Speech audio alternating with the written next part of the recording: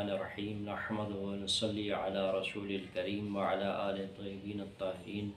واللعنة على أعدائهم من أول دار إلى أبد الآبدين أما بعد فبسم اللہ الرحمن الرحیم۔ احکام دین سیکھنے کے سلسلے میں ہم نفاس تک پہنچے، تو اب نفاس کسے کہا جاتا ہے؟ نفاس جب ڈلیوری کے وقت بچے کا پہلا جز باہر آتا ہے تو اس کے ساتھ جو خون آتا ہے اور وہ خون 10 دن تک یا اس سے اوپر چلتا رہتا ہے، تو جو پہلا جز نکلنے کے بعد 10 دن تک جو خون آتا ہے اسے خون نفاس کہا جاتا ہے، اور اس حالت میں اس عورت کو نفسا کہا جاتا ہے۔ بس اگر بچے کا پہلا جز باہر آنے سے پہلے جو خون نکلتا ہے وہ خون نفاس نہیں کہلاتا، اور اسی طرح جو 10 دن کے بعد خون آ جاتا ہے تو وہ بھی خون نفاس نہیں کہلاتا۔ یہ ضروری نہیں ہے کہ بچے کا پہلا جز نکلنے کے بعد 10 دن تک خون چلتا رہے۔ خون نفاس بچے کا پہلا جز نکلنے کے بعد ایک مرتبہ اور ایک لحظہ بھی اگر آ جائے تو اسے خون نفاس کہا جاتا ہے، اور نفاس کے احکام لاگو ہو جاتے ہیں۔ اب یہاں پر یہ بھی ضروری نہیں ہے کہ بچہ جو ہے مکمل طور پر اس کی خلقت ہو، تو اگر مکمل خلقت کا بچہ جو ہے اس کا پہلا جز آ جاتا ہے اور خون نکلتا ہے تب بھی اسے نفاس کہا جائے گا، اور اگر مکمل خلقت نہ ہونے سے سکت ہونے کی صورت میں بھی اگر بچے کے ساتھ خون آ جاتا ہے تو بھی اسے نفاس کہا جاتا ہے، حتیٰ کہ مضغہ خون کا لوتھڑا اور جو علقہ گوشت کا ٹکڑا جب بن جاتا ہے وہ بھی اگر نکلتا ہے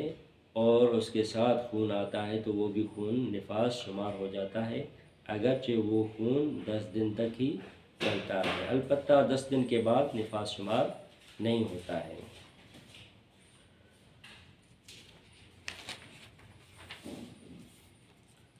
اب یہاں پر جب شک ہوتا ہے کہ اسقاط واقع ہوا ہے یا نہیں، بچہ سقط واقع ہوا ہے یا نہیں ہوا ہے، تو اس میں تحقیق کرنا لازمی نہیں ہے، اور اس کے بعد اگر کوئی خون آ جاتا ہے تو اسے خون نفاس بھی نہیں کہا جاتا ہے۔ اب اگر ثابت ہو جاتا ہے کہ ڈلیوری واقع ہو چکی ہو اور نفاس کا خون آ گیا ہے، تو عورت جب نفسا ہو جاتی ہے تو جو کام حائض پر واجب ہیں وہ اس عورت پر واجب ہو جاتے ہیں، اور جو چیزیں حائض پر حرام تھیں وہ ساری کی ساری نفسا پر حرام ہو جاتی ہیں احتیاط واجب کی بنا پر۔ پس مسجد میں ٹھہرنا بھی حرام ہو جاتا ہے، اور مسجد نبوی اور مسجد حرام میں سے گزرنا بھی حرام ہو جاتا ہے، اور اسی طرح قرآن پاک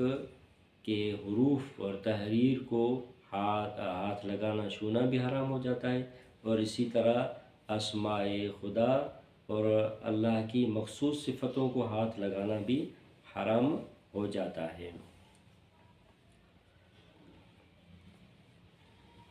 جو عورت نفاس کی حالت میں ہو اسے طلاق دینا باطل ہو جاتا ہے، اور اسی طرح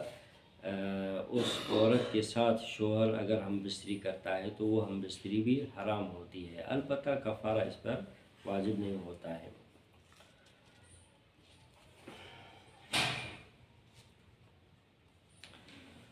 جو عورت حیض کی عادت نہ رکھتی ہو تو اگر اسے 10 دن نفاس آ جاتا ہے تو سارے کا سارا وہ خون نفاس شمار ہوگا، لیکن اگر 10 دن سے بڑھ جاتا ہے تو 10 دن کے اندر جو ہے وہ نفاس، اور 10 دن کے علاوہ جو ہے وہ استحاضہ شمار ہو جاتا ہے۔ اب یہاں پر یہ ہو سکتا ہے کہ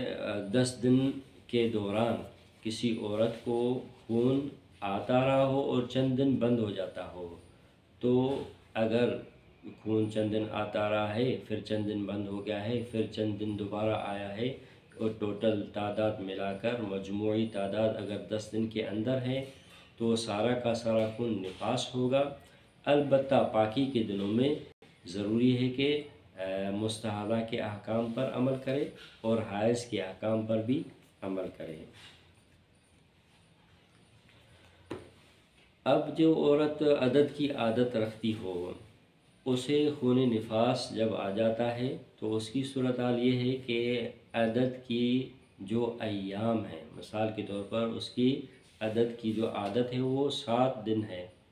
تو 7 دن جو اسے خون آ جاتا ہے وہ اسے نفاس قرار دے گی، اور اس کے علاوہ جو خون ہے اسے استحاضہ قرار دے گی۔ البتہ 10 دنوں تک جو دن ہیں ان میں احتیاط کی بنا پر مستحاضہ کے احکام پہ عمل کرے گی اور حائض کے احکام پر بھی عمل کرے گی۔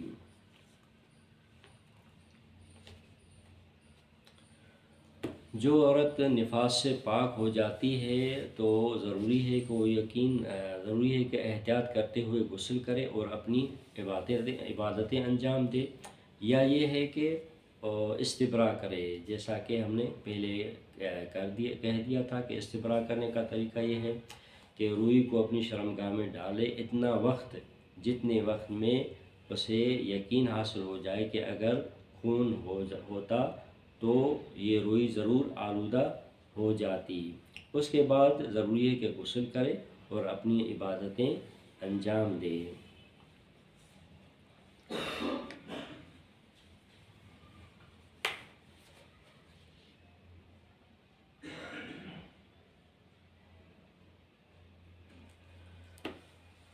جس عورت کو نفاس 10 دن سے زیادہ آ جاتا ہے، اب اس کی اگر وقت کی عادت مقرر ہے تو وقت کی جو دن ہیں 7 دن یا 6 دن یا 8 دن ان سب کو نفاس قرار دے گی، اور اس کے علاوہ باقی جو ہے وہ احتیاط کرتے ہوئے غسل انجام دے گی اور حائض کے احکام پر بھی عمل پیرا ہوگی۔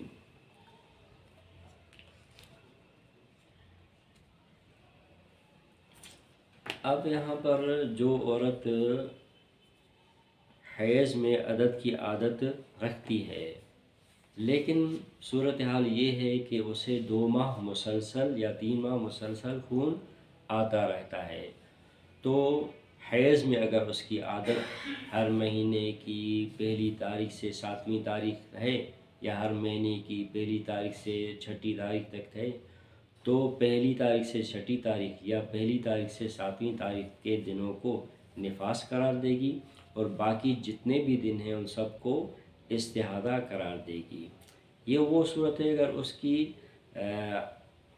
عدد کی عادت مقرر ہو، لیکن اگر وقت کی عادت مقرر ہے تو اس صورت میں ضروری ہے کہ وقت کا انتظار کرے گی کہ ان دنوں کو نفاس قرار دے گی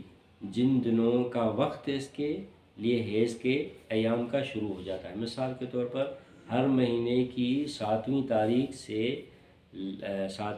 سے 6 دن یا 7 دن یا 8 دن اس کو حیض کی عادت ہے، تو ضروری ہے کہ ان تاریخوں کا ان دنوں کا انتظار کرے گی، تو ان دنوں میں اس خون کو نفاس قرار دے گی اور باقی کو استحاضہ قرار دے گی۔ یہ اس صورت میں ہے اگر وقت کی عادت مقرر ہو، لیکن اگر وقت کی عادت مقرر نہ ہو تو اس صورت میں ضروری ہے کہ حیض کی علامات کی طرف رجوع کرے، تو جن دنوں میں